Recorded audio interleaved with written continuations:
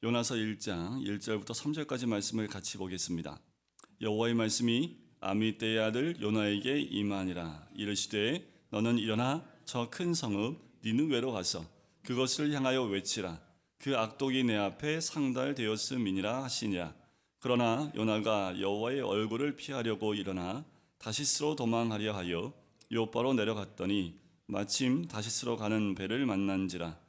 여호와의 얼굴을 피하여 그들과 함께 다시스로 가려고 배삭을 주고 배에 올랐더라.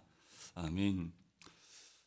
오늘은 마지막 부르심 가운데에 특별히 좀 무겁지만 글쎄요, 이제까지 아브라함이나 모세나 사무엘은 주의 부르심에 응답했던, 모세는 약간 그 부르심에 그래도 하나님 앞에 5번이나 자기의 연약함을 드러내면서 다른 사람을 보내시면 안 되겠습니까? 두려움 가운데 또 불신앙 가운데 있었던 모습이 있었지만 결국 부르심에 응답하여 나갔던 모세의 모습도 있었습니다.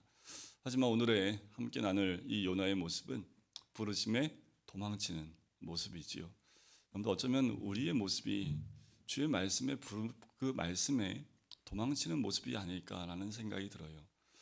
새 날이 밝았고 우리가 주로 새 날이 지나면서 듣는 말씀이 있습니다. 뭐 이런 말씀은 아니죠. 듣는 말이 있습니다. 그게 뭐냐면 작심삼일입니다. 작심삼일이라는 말이 우리한테 위로가 돼요. 그런데 그게 어느 순간부터 그냥 자연스럽게 삼일 지나면 안 되는 거야 라고 스스로를 그렇게 만들어버리고 있지 않나 라는 생각이 듭니다. 우리가 다시 한번 주의 부르심에 응답하기 위해서는 우리 자신을 잘 돌아보고 내가 정말 주의 부르심에 응답하여 나갈 수 있고 또 더 나아가서 주님이 이끄시는 대로 순종할 때 주시는 하나님의 큰 은혜를 바라보는 그 소망이 우리 가운데 있기를 간절히 소원합니다. 요나는요, 특별한 사람입니다. 성경에 정말 우리와 많이 비슷한 사람 한 명을 고른다면 요나라고 할 수 있겠지요. 요나는 끝까지 순종하고 따라갔긴 했지만 그 왜 이렇게 표현하면 좀 그래요. 화장실 들어갔다 나온 것 느낌 다르고 또 왠지 좀 찝찝한 느낌이 있는 것이 요나서입니다. 순종해서 하나님의 은혜 가운데 이 니느웨 성이 구원을 받았고 그 가운데 요나라는 사람이 있었더라 라고 하고 엔딩이 되면 참 좋겠는데 맨 마지막에 하나님이 툭 던지는 말씀으로 끝나요. 야, 너는 하룻밤 생겨 있다 없어지는 것까지도 크게 불평하면서 이 니느웨 성 안에 있는 수많은 그 생명들을 내가 어떻게 아끼지 않을 수 있겠냐 하면서 끝나요. 그 말은 요나의 마음 가운데 계속해서 원치 않는 마음이 있다는 것을 알 수 있지요. 여러분들 주의 부르심에 우리가 100%다 응답하면 좋겠지만 때로는 내 마음에 안 들어요. 하나님 말씀하시는데 고개를 돌리고 싶어요. 그냥 내가 하고 싶은 대로 놔뒀으면 좋겠어요. 이런 마음이 우리 가운데 들 때가 있습니다. 오늘 1장 1절에 나오는 이 부르심은요, 선지자로 부르시는 게 아니라 사역으로 부르십니다.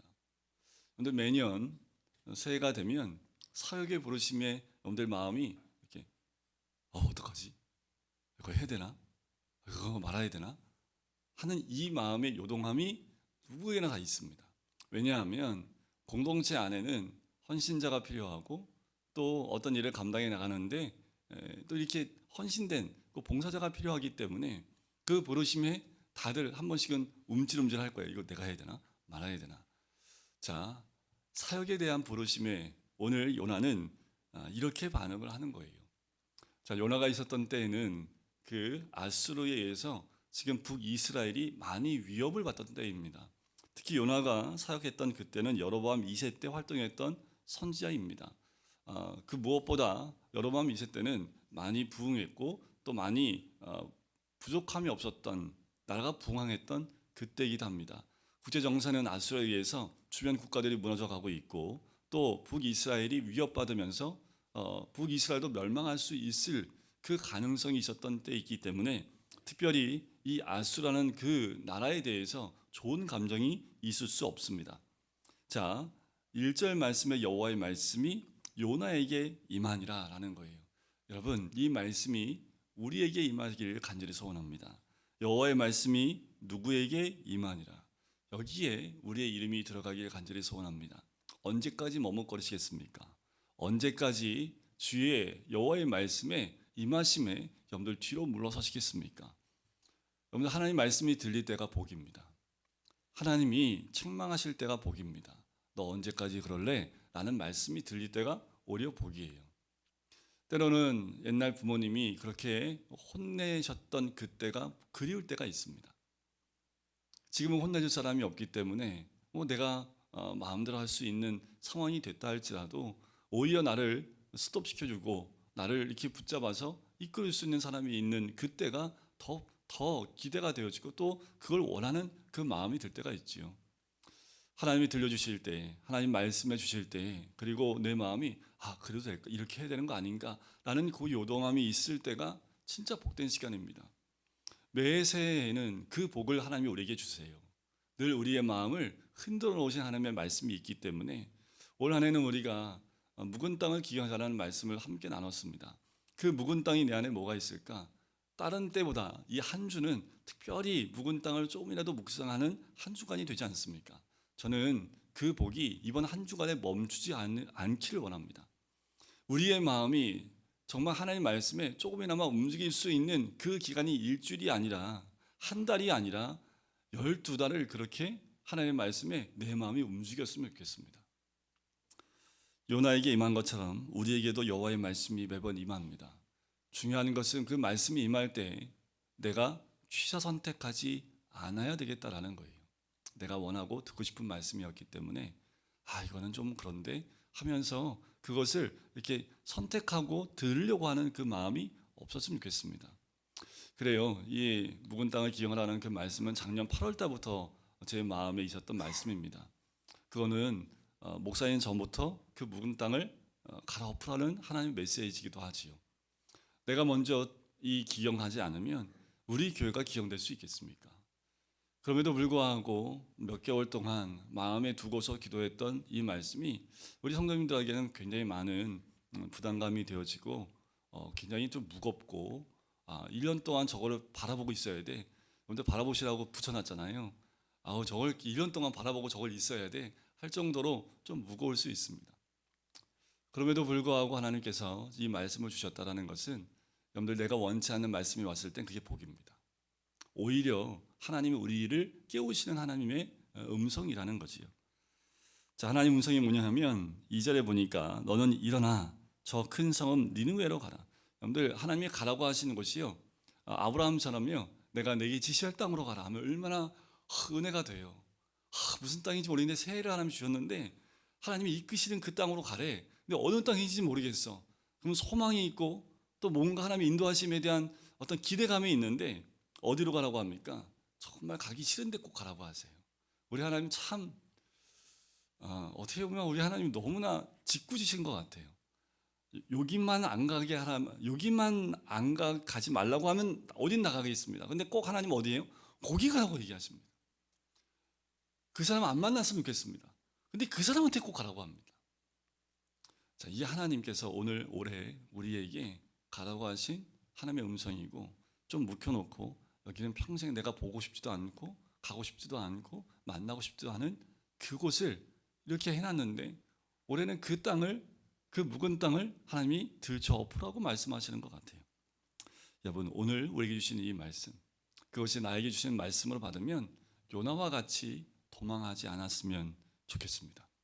우리 모두가 결단하는 가운데 도망하지 말고요, 하나님 말씀을 받았다면 그 말씀을 믿는다면 하나님이 오늘 우리에게, 올해 우리에게 가라 하신 곳에 가야겠지요.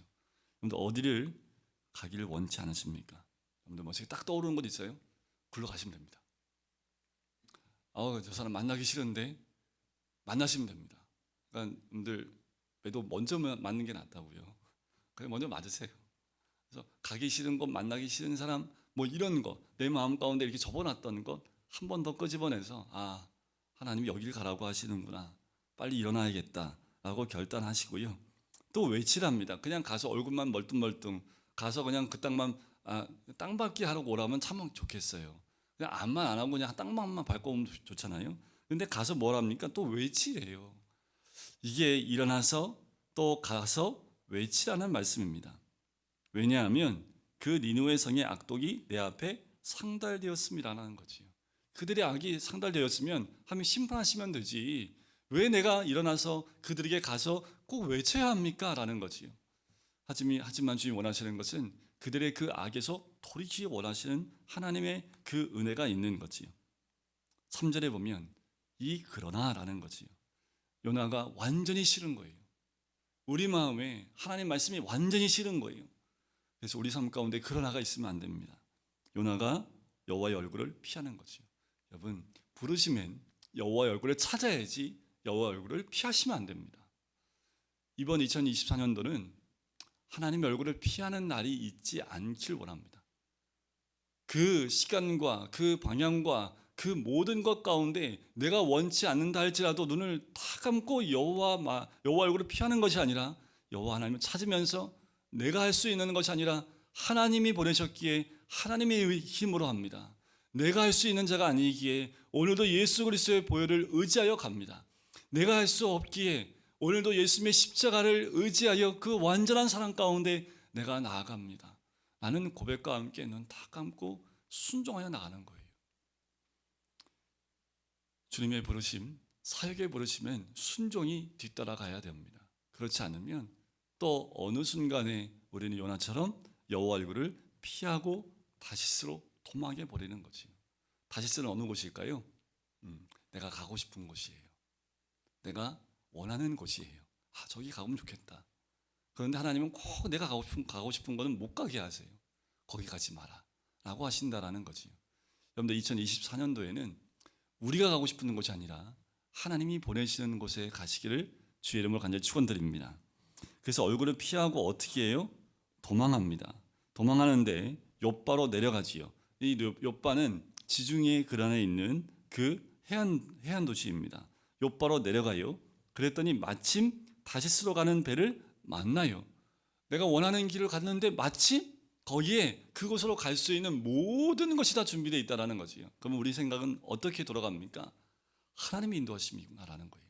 내 생각대로 뭔가 문제가 조금이라도 풀려가면 이거 하나님이 허락하시는 것이구나 라고 생각하고 부르심에 따라가지 않고 내가 원하는 방향으로 간다라는 거예요. 이게 웬걸요? 만약에 욥바로 갔는데 배도 없고 아무것도 없어요. 이 다시스로 가는 배가요 1년에 한두 번밖에 없습니다. 근데 지금처럼 뭐 전화기가 있고 뭐 배표가 있고 시간표가 있어서 미리 예매해 놓고 몇 날 며칠 몇 시에 가면 이 배가 출발합니다 이러면 좋잖아요. 근데 이때는 그런 게 없지요. 언제 오는지 몰라요. 그냥 가서 마냥 기다려야 되는데 1년에 한 번 있을까 말까 이 배가 내가 내려갔는데 출발하라고 딱 대기하고 있는 거예요. 여러분들 우리가요 이런 경우가 많습니다. 죄 지으려고 작정했는데 죄 지을 길이 확 열립니다. 근데 이게 참 어둠의 영이요 우리로 하여금 인도하는데 하나님이 기뻐하지는 않는 장소에 가는데 그 길이 활짝 열려 있으면 얼씨구나하고 우리가 그 길로 너무 쉽게 달려간다는 것이 우리의 모습입니다. 우리가 결단해야 될 것은 여호와를 피하는 것이 아니라 여호와의 얼굴을 찾는 곳으로 나가야겠지요. 다시 한번 3절 세 번째 줄에 보면 여호와의 얼굴을 피하여 라는 말을 쓰고 있어요. 그리고 그들과 함께 다시스로 가려고 벳삿을 주고 배에 올랐더니라고 얘기합니다. 여러분들 여기서 배에 올랐다라는 그 표현은요 한국식 표현입니다. 원어에 보면 내려갔다라는 표현을 써요. 지금 이 요나가 배에 들어가서 어디까지 내려갔을까요? 배 밑창까지 내려갑니다. 밑창까지 내려가서 뭐 하고 있을까요? 잠을 자요. 잠자는 자요 일어날지어다. 올 한 해는 잠자는 영혼처럼 그 영혼이 잠자는 영혼이 아니라 하나님 말씀에 깨어나기를 원합니다. 여러분들 폭풍이 와서 깨어나지 마십시오. 너무 흔들려서 잠을 잘 수가 없어. 어쩔 수 없이 깨어나는 그런 한 해가 되지 않기를 원합니다. 내가 깨어 있어서 그 배 밑창으로 내려가는 것이 아니라 일어나서 가서 외치라. 일어나는 건 일어나는 거예요. 나아가는 겁니다. 올라가는 거예요. 우리의 삶이 2024년도에는 부르심에 반응하여 올라가는 한 해가 되길 주의 이름으로 간절히 축원드립니다. 그럴 때 내 영혼은 잠자는 영혼이 아니라 깨어서 반응하는 영혼, 부르심에 내가 응답하는 영혼이 되는 거지요.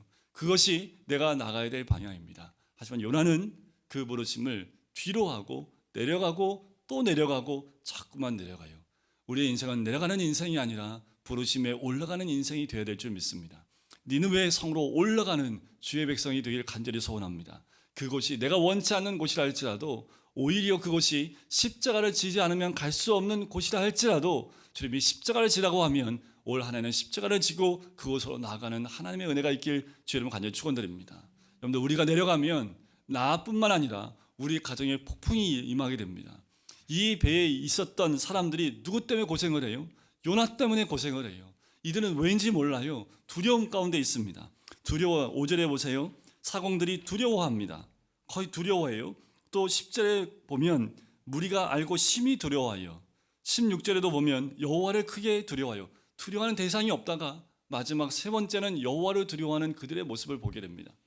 결국 요나 한 사람 때문에 그 배에 있는 수많은 사람들이 함께 두려움 가운데 벌벌 떨고 있지요. 한 가지는 알게 됐습니다. 하나님이 함께 하시는 자가 하나님의 길을 떠나면 하나님의 폭풍이 임하고 그곳에 함께하는 모든 자들이 두려움에 떨 수밖에 없습니다. 결국 요나는 어떻게 해요? 던져짐을 당하는 거지요. 물속으로 던져지게 됩니다.